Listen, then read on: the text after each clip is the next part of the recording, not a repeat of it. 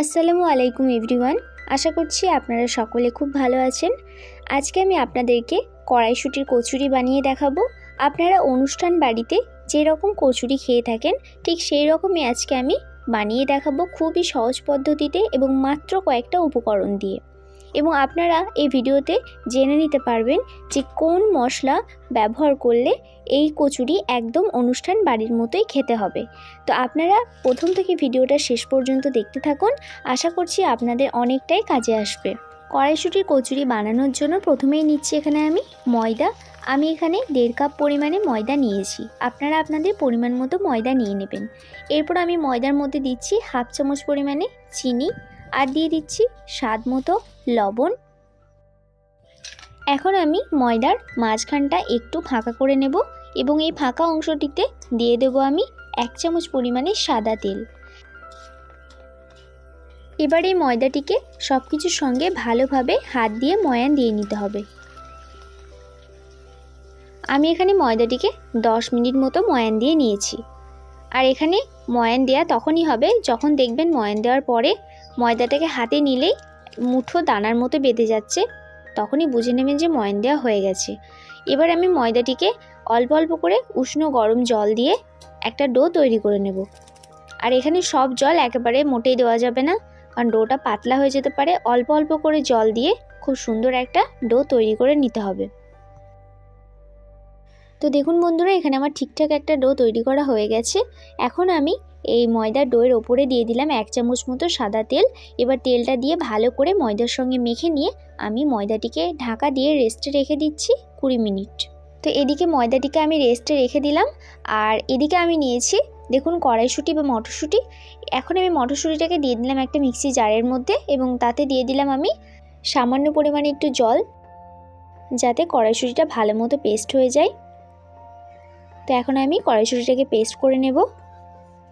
তো কড়াইশুঁটিটাকে আমি ভালো মতো দেখুন পেস্ট করে নিয়েছি, কোনো মোটা দানা টানা কিচ্ছু নেই কিন্তু। আর দানা থাকলে একদমই কিন্তু কচুরিটা হবে না, তাই দানা যাতে না থাকে তার জন্য একটু জল ব্যবহার করতে হবে। তো দেখুন বন্ধুরা, এখানে আমার মটরশুঁটির পেস্টটা কিন্তু রেডি হয়ে গেছে। তো এরপর এখানে নিয়েছি আমি দেখুন আদা, রসুন আর কাঁচা লঙ্কা। এখন আমি আদা রসুন কাঁচা লঙ্কার একটা পেস্ট তৈরি করে নেব। তো আমি এটাকে শিলনোড়ায় তৈরি করে নিয়েছি এবং আদা রসুনের পেস্টটাকে সাইডে সরিয়ে রেখে দিলাম।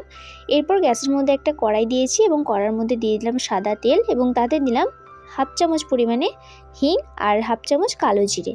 এবার ভালো করে হিংটাকে আর কালো জিরেটাকে 2 থেকে 3 সেকেন্ড একটু নাড়াচাড়া করে নিয়ে আমি দিয়ে দিলাম আদা আর কাঁচা লঙ্কার পেস্টটাকে।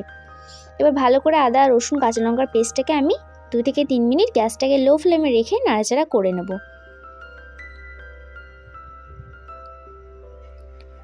তো 2 থেকে 3 মিনিট নাড়াচাড়া করে নেওয়ার পরে যে মটরশুঁটির পেস্টটাকে বানিয়ে রেখেছিলাম সেটাই আমি দিয়ে দিলাম। তো এবার মটরশুঁটির পেস্টটার যতক্ষণ না জলটা মরে আসছে তো ততক্ষণ এটাকে নাড়াচাড়া করতে হবে। আর এখানে অবশ্যই গ্যাসটাকে লো ফ্লেমে রাখতে হবে।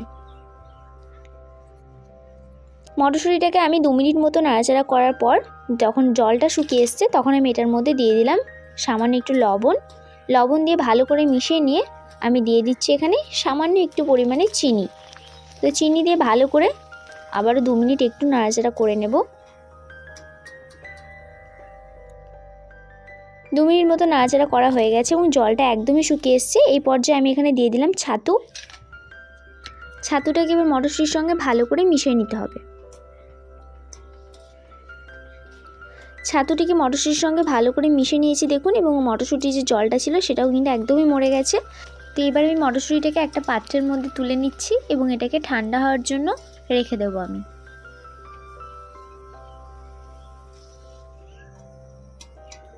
তো দেখুন বন্ধুরা, এদিকে আমি গ্যাসের মধ্যে অন্য একটা কড়াই দিয়েছি এবং কড়াইয়ের মধ্যে পরিমাণ মতো তেল দিয়ে তেলটাকে গরম হতে দিয়ে দিয়েছি। আর এদিকে কিন্তু আমার যে ডোটা বানিয়ে রেখেছিলাম সেটা কিন্তু 20 মিনিট হয়ে গেছে। তো এবার আমি ডোটাকে হাতে করে আর একটু ভালো করে ময়ান দিয়ে নেব এবং তারপরে বেলনার উপরে নিয়ে এটা থেকে লেচি কেটে নেব। আর এখানে লেচিগুলো কিন্তু খুব বেশি বড়ও হবে না, আবার খুব বেশি ছোটও হবে না, মাঝারি সাইজের লেচি কেটে নিতে হবে, তবেই কিন্তু কচুরিগুলো ভালো হবে।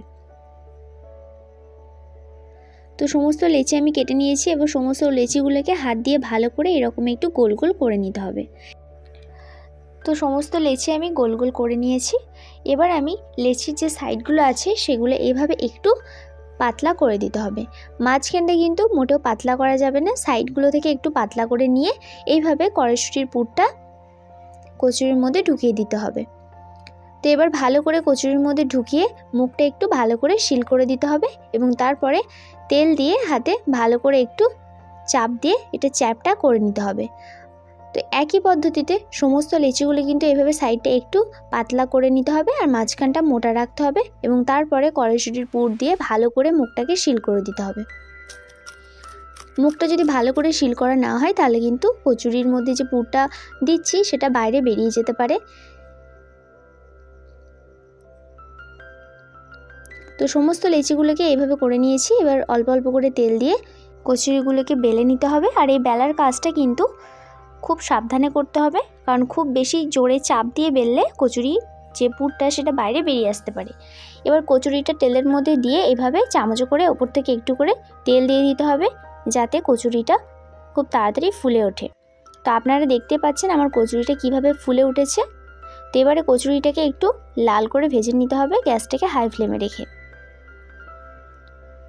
তো কচুরিটা দেখুন আমার লাল করে ভাজা হয়ে গেছে। এবার আমি এটাকে একটা পাত্রের মধ্যে তুলে নিচ্ছি। তো একই পদ্ধতিতে আমি সমস্ত লেচিগুলোকে আস্তে আস্তে বেলে নেব, অল্প অল্প করে প্রেস করে। তো এবার একই পদ্ধতিতে আমি গ্যাসটাকে হাই ফ্লেমে রেখে এটাকেও ভেজে নেব আর অল্প অল্প করে চামচে করে উপর থেকে তেল দিয়ে দেবো যাতে খুব তাড়াতাড়ি ফুলে ওঠে।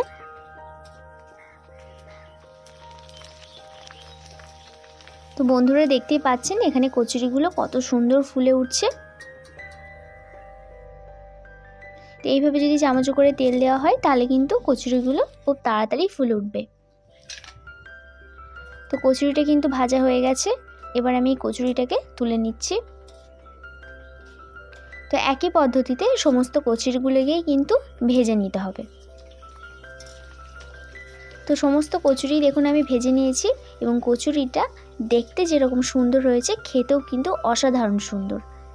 আপনারা যারা এখনও পর্যন্ত কড়াইশুঁটির কচুরি বানিয়ে খাননি তো তারা এই ভিডিওটা দেখে ঝটফট বানিয়ে নিন, তারাও বানাতে পারবেন এবং খেতেও অসাধারণ সুন্দর হবে। তো আজকের ভিডিওটি আশা করছি আপনাদের অনেকটাই ভালো লেগেছে। ভালো লাগলে অবশ্যই লাইক কমেন্ট শেয়ার করে দিয়ে চ্যানেলটিকে সাবস্ক্রাইব করে দেবেন। তো আজকের মতো এখানেই শেষ করছি, আবার দেখা হবে অন্য কোনো নতুন রেসিপির সঙ্গে। ততক্ষণ আপনারা সুস্থ থাকবেন, ভালো থাকবেন। আল্লাহ হাফেজ।